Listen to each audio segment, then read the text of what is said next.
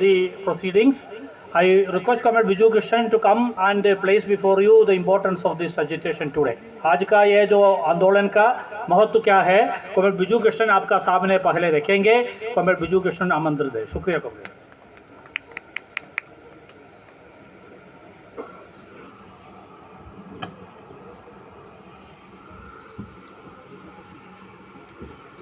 सभी साथियों को मेरा लाल सलाम. यहाँ सबसे ज़्यादा हमारे साथी जो आए केरल से आए हैं, तमिलनाडु से काफ़ी लोग हैं. ഏറ്റവും വലിയ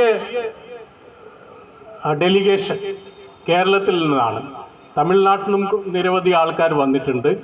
പക്ഷേ ഇത് അഖിലേന്ത്യാ ഒരു പാർലമെൻറ്റ് മാർച്ചും ധർണ ആയതുകൊണ്ട് ഞാൻ ഇംഗ്ലീഷിലും ഹിന്ദിയിലും സംസാരിക്കും. साथियों, ये एक ऐतिहासिक हमारा आंदोलन है. ये पहली बार कोई भी किसान सभा हो पार्लियामेंट के सामने इतने बड़े संख्या में पूरा देश भर में से यहां आए हैं. जो जंगली जानवर का हमला है किसानों पर, खेती पर, उसके साथ साथ आवारा पशु का जो मुद्दा है और हाथी कॉरिडोर और टाइगर प्रोजेक्ट के नाम पर जो आदिवासियों को जंगल में परंपरागत रूप से रहने वाले जो किसान हैं उनको बेदखल कर रहे हैं, उसके खिलाफ पहले बार ऐसा एक कार्यक्रम दिल्ली में पार्लियामेंट के सामने हो रहा है. सबसे पहले मैं आप सभी का क्रांतिकारी अभिवादन करना चाहता हूं. इस कार्यक्रम में आए देश भर से आए साथियों को दिल्ली में स्वागत करना चाहता हूं, क्योंकि ये एक ऐतिहासिक निर्णय अखिल भारतीय किसान सभा और अखिल भारतीय खेत मजदूर यूनियन का है कि इस मुद्दा देश के करोड़ों किसानों को और उनके परिवारों को उनका आमदनी से वंचित कर रहे, उनका जीविका पर हमला है और उनका जीवन पर भी बहुत बड़ा खतरा है. तो इसीलिए सबसे पहले मैं आपका सभी का तहे दिल से सलाम करना चाहता हूं.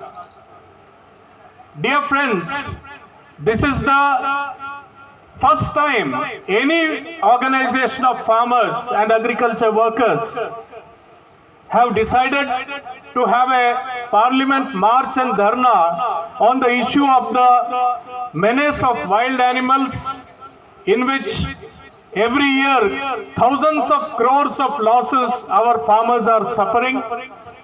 Thousands of people are being killed.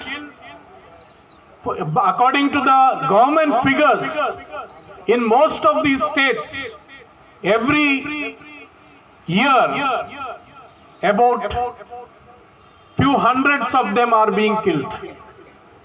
From 2019 to 24, in 5 years, in the state of Kerala, only by elephants, more than 400 people have been killed. In the state of Jharkhand, about 480 people have been killed.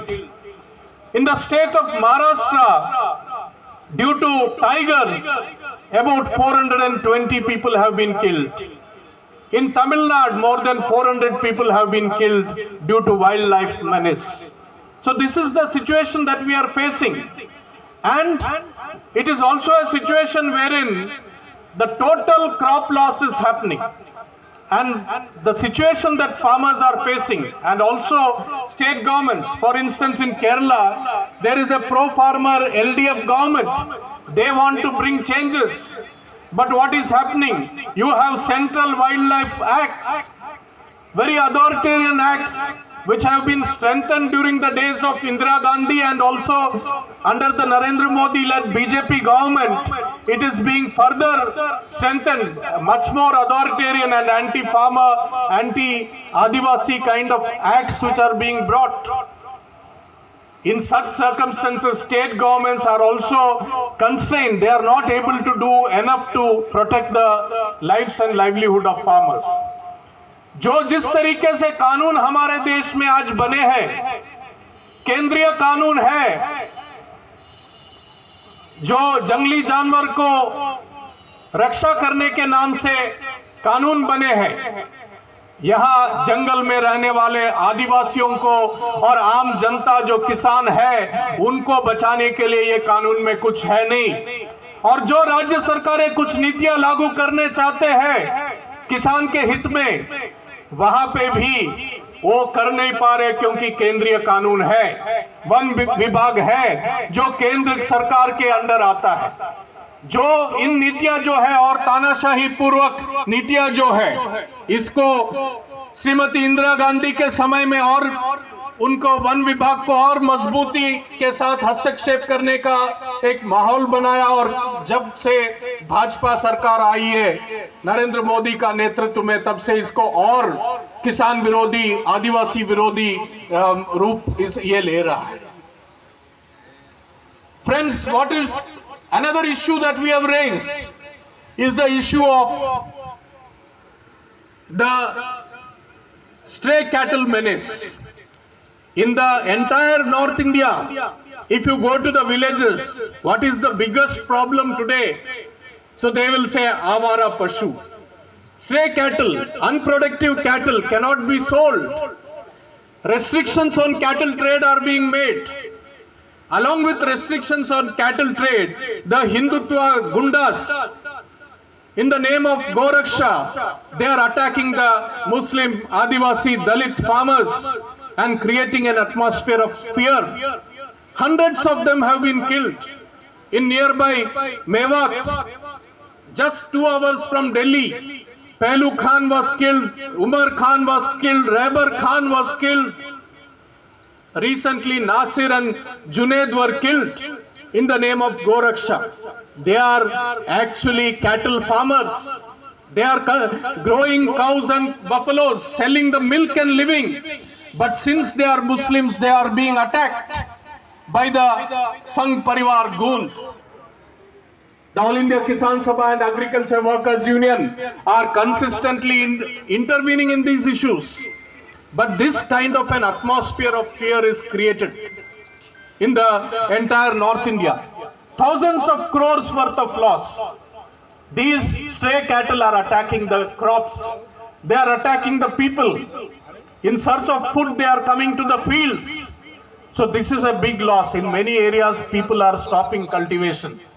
बहुत से इलाके ऐसे हैं जहां आवारा पशु के नाम पे जो नुकसान किसान को झेलना पड़ रहा है, वो किसान का खेती का पूरा नष्ट हो रहा है, उसके साथ साथ उन पर हमला भी हो रहा है। ये है उसके साथ साथ जो संघ परिवार के गुंडे हैं, गोरक्षा के नाम पर बहुत से किसान, खास करके मुसलमान, आदिवासी, दलित किसान जो गाय और भैंस को पालते हुए उनका आमदनी कमाते हैं, उनका जीविका का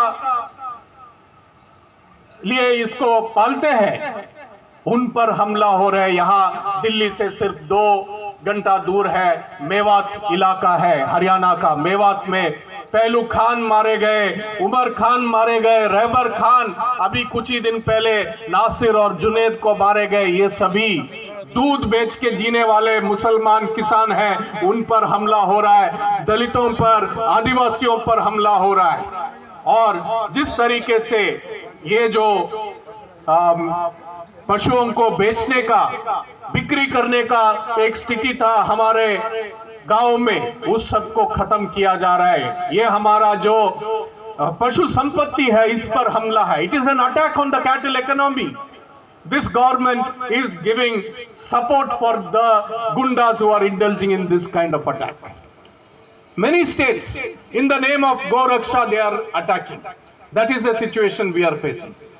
Our comrades from the nearby state of Himachal Pradesh, it's not easy to come here. More than 50 people have come for this dharna in Himachal Pradesh. I have been long relation with Himachal Pradesh I have had. On Kisan Sabha responsibility, I used to go. What is the situation? Monkeys.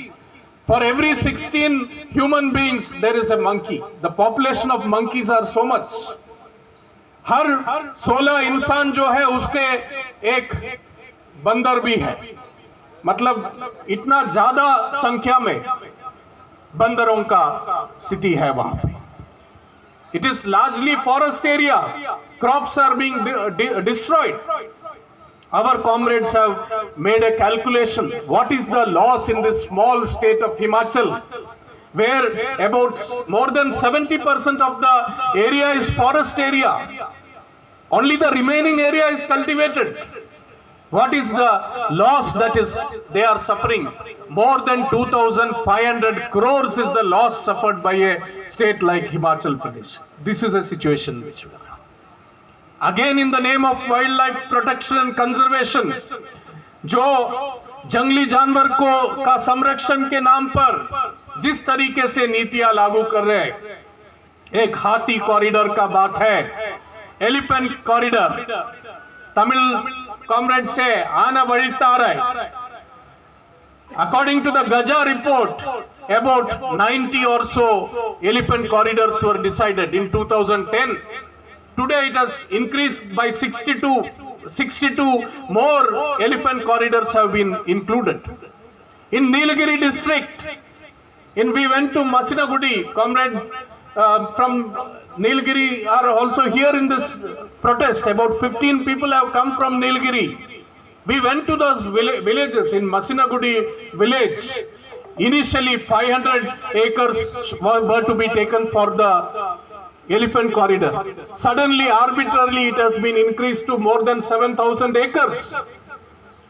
अचानक जो 500 एकड़ लेना था हाथी corridor के नाम पर, अचानक उसको 7,500 एकड़ का उसको किसानों को बेदखल करने का स्थिति वहां पे आ रहा है हाथी कॉरिडोर के नाम पर. That is a situation which we are facing. They are not allowing any roads to be constructed. They are not allowing any electricity. More than 10,000 families are without electricity in these forest areas. Can you imagine? This is the Narendra Modi is making announcement. India is electrified under his rule. But more than 10,000 in small district of Nilgiri are not having electricity even now. 10,000 families. 10,000 परिवार ऐसे हैं जो नीलगिरी में उनको अभी तक बिजली नहीं है, और नरेंद्र मोदी यहाँ बड़ा बड़ा भाषण दे रहे हैं, मन की बात, और बड़ा प्रचार कर रहे हैं कि देश में हर घर में बिजली आ गया.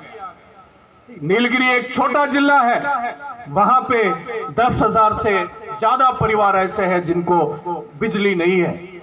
वहां के बच्चे क्या करेंगे? स्कूल जाते पढ़ नहीं पाते हैं, उनको रात में बिजली नहीं है. ये जो जंगली जानवर का खतरा है उससे बचा नहीं सकते, ये स्थिति है वहां पे.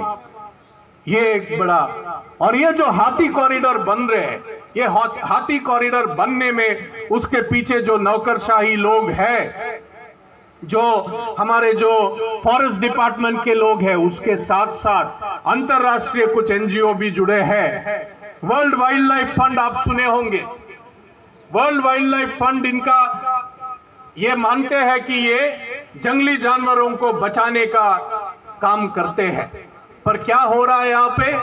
हाथी कॉरिडोर के नाम पर, कहीं पे टाइगर प्रोजेक्ट टाइगर के नाम पर वो चाहते हैं हमारे किसान को बेदखल करें. बड़े कॉर्पोरेट कंपनियों का जो इको टूरिज्म के नाम पर, वाइल्ड लाइफ टूरिज्म के नाम पर उनको खुला छूट देने के लिए किसान को बाहर करना चाहते हैं. आज अगर इन इलाकों में जंगली जानवर अगर शहर गांव में आ रहा है तो क्यों आ रहे हैं? ये जो वन विभाग के लोग हैं वो जो पेड़ लगाते हैं, क्या पेड़ लगा रहे? फल का पेड़ लगा रहे कि नहीं? फल का पेड़ नहीं लगा रहे. बैम्बू का जो है ये जो पेड़ पूरा खत्म कर रहे हैं, और ऐसे जो पेड़ जैसे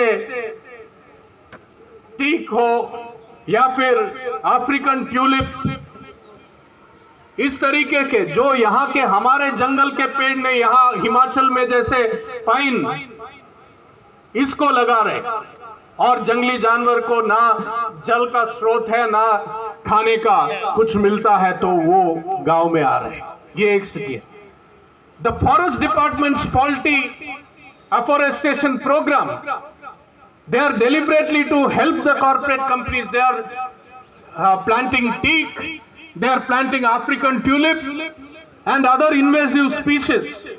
That is leading to loss of food, bamboo and such tree, bamboo and different fruit trees are being totally eliminated. So the elephants and other wild animals are not having any food or water sources. They are forced to come to the villages and attack the farmers' fields. Who is responsible? The central government is solely responsible. Central government and the forest department and the international NGOs which are working at the behest of corporate companies, they are responsible for this situation. आपका समझदारी के लिए हम बताना चाहते हैं, ये जो वर्ल्ड वाइल्ड लाइफ फंड है, ये लोग कोई किसान का हित का सोचते नहीं है, ना ही उनको जंगली जानवर का हित का सोच है।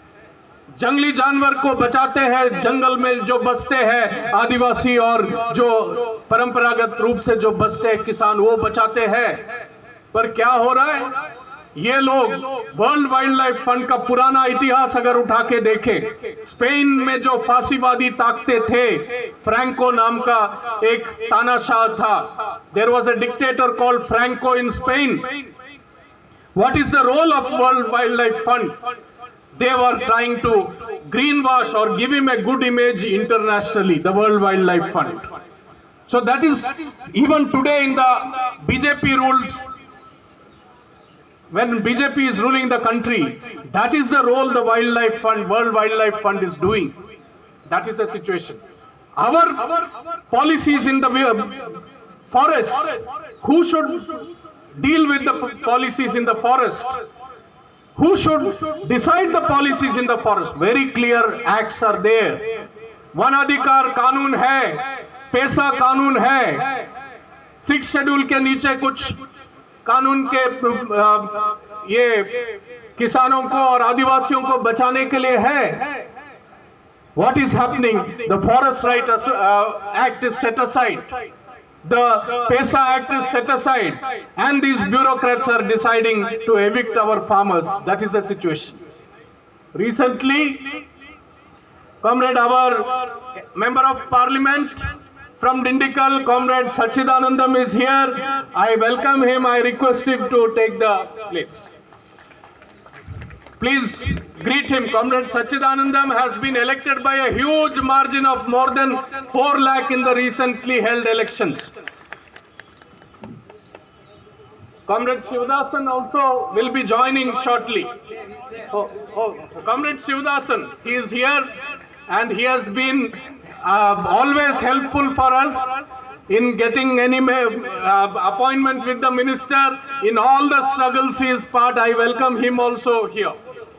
Dear comrades, I will not take much longer. Recently, in the name of the Project Tiger, the NTCA, National Tiger Conservation Authority, they have called for eviction of more than 70,000 families in forests. जो NTCA है, tiger conservation authority के नाम पर राज्यों को चिट्ठी भेजे है कि लगभग 70,000 परिवारों को जंगल से बेदखली करने का, इसके खिलाफ हमारा आंदोलन है।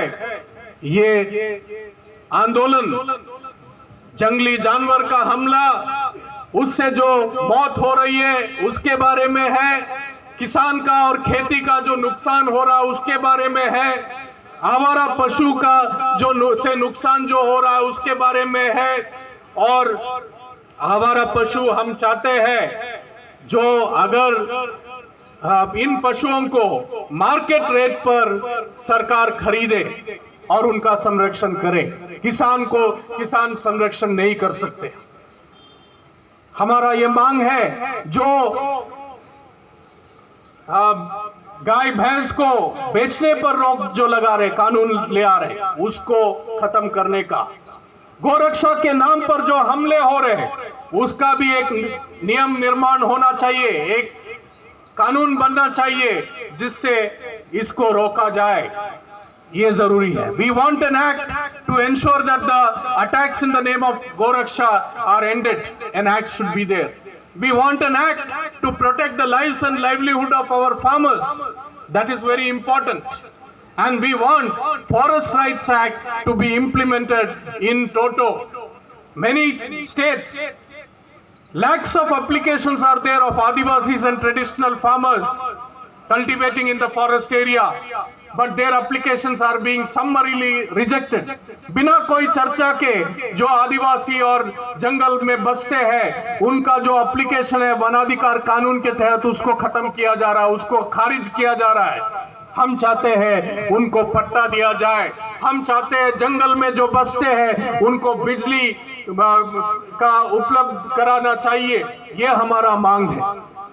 उसके साथ साथ जंगली जानवर जो गांव में आ रहे उसका संरक्षण, खेती का संरक्षण, किसानों का, परिवारों का संरक्षण के लिए उसके लिए ट्रेंचेस हो, उसके लिए मेश फेंसिंग हो, ये सब मांग हमारा है. और केंद्र सरकार से हमारा मांग है अगर कोई हाथी या और अन्य जंगली जानवर से के चलते मारा जाता है कम से कम 1 करोड़ मुआवजा देना चाहिए. और जो घायल, गंभीर रूप से घायल है उनको 50 लाख का मुआवजा देना चाहिए. परिवार का किसी को रोजगार का अवसर भी देना चाहिए. We should provide jobs for the families where farmers are killed by animals, 1 crore compensation and 50 lakh for the grievously injured. That we have to ensure. These are some of the demands.